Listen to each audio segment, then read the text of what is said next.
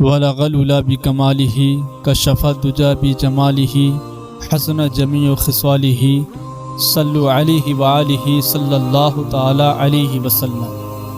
حضرت انس رضی اللہ تعالیٰ عنہ بیان فرماتے ہیں کہ ایک مرتبہ نماز عید کے لیے میرے آقا مصطفیٰ کریم جان رحمت صلی اللہ تعالی علیہ وسلم اپنے کاشانہ اقدس سے باہر تشریف لے جا رہے تھے۔ آپ نے راستے میں چند بچوں کو دیکھا جو کہ کھیل میں مشغول تھے، اور انہی میں ایک بچہ راستے کے الگ تھلگ کھڑا تھا اور بڑا ہی غم زدہ، بڑا ہی پریشان حال، جس کے کپڑے پھٹے ہوئے تھے اور وہ رو رہا تھا۔ جب میرے آقا مصطفیٰ جان رحمت صلی اللہ تعالی علیہ وسلم کی نظر اس بچے پر پڑی تو میرے حضور مصطفیٰ کریم صلی اللہ تعالی علیہ وسلم اس بچے کے پاس تشریف لے گئے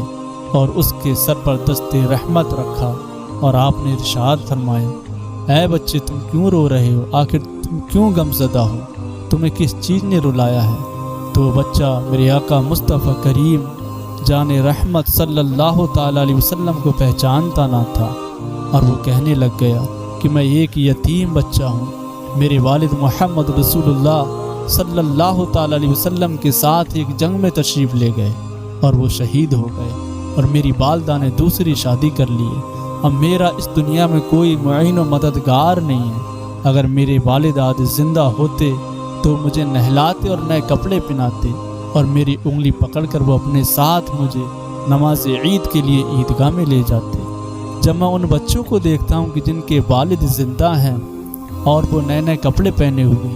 اور خوشبو لگائے ہوئے ہیں اور کتنے خوش ہیں، تو مجھے اپنے والد کی یاد آ جاتی ہے۔ بس مجھے یہی مصیبت پریشان کر رہی ہے، میں اسی لیے رو رہا ہوں۔ رحمت تمام مصطفیٰ کریم جان رحمت صلی اللہ تعالی علیہ وسلم کی رحمت جوش میں آئی۔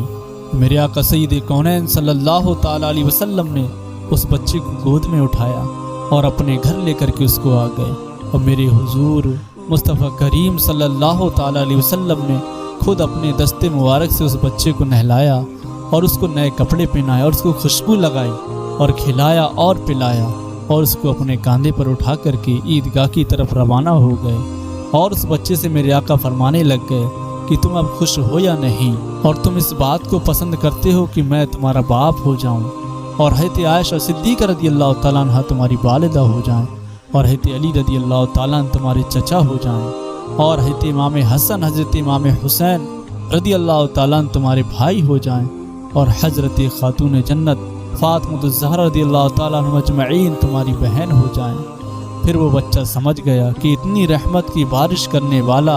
اتنی شفقت کرنے والا، اتنی مہربانی کرنے والا کوئی اور تو نہیں ہو سکتا ہے، یہ محمد رسول اللہ صلی اللہ تعالی علیہ وسلم ہی ہو سکتے ہیں۔ پھر وہ بچہ کہنے لگ گیا، یا رسول اللہ صلی اللہ تعالی علیہ وسلم، میرے لیے اس سے زیادہ بڑھ کر اور سعادت کی بات کیا ہو سکتی ہے، اور خوش نصیبی کی بات کیا ہو سکتی ہے؟ جب ان بچوں نے اس بچے کو اتنی خوشی اور نئے کپڑے پہنے ہوئے مصطفیٰ کریم جان رحمت صلی اللہ تعالی علیہ وسلم کے ہمراہ دیکھا تو بچے رشک کرنے لگے اور بسد کہنے لگ گئے، کاش کہ ہمارے والد بھی شہید ہو گئے ہوتے تو اس یتیم بچے کی طرح ہمیں بھی یہ سعادت اور خوش نصیبی حاصل ہو جاتی جو کہ اس یتیم بچے کو اتنی خوش نصیبی حاصل ہوئی ہے۔ یار رضا، اچھے رضا، بریلی کی رضا، امام احمد رضا فائل بریلوی رضی اللہ تعالیٰ نے ارشاد فرماتے ہیں، ان کے نثار کوئی کیسے ہی رنج میں ہو، ان کے نثار کوئی کیسے ہی رنج میں ہو، جب یاد آ گئے ہیں سب غم بھلا دیے ہیں،